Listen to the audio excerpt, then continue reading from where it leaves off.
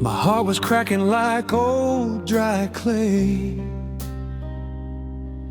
Every prayer I whispered felt miles away. Tears kept falling where my hope ran thin, and the darkness tried to pull me in. But a gentle voice touched the deepest part. He spoke peace into my breaking heart.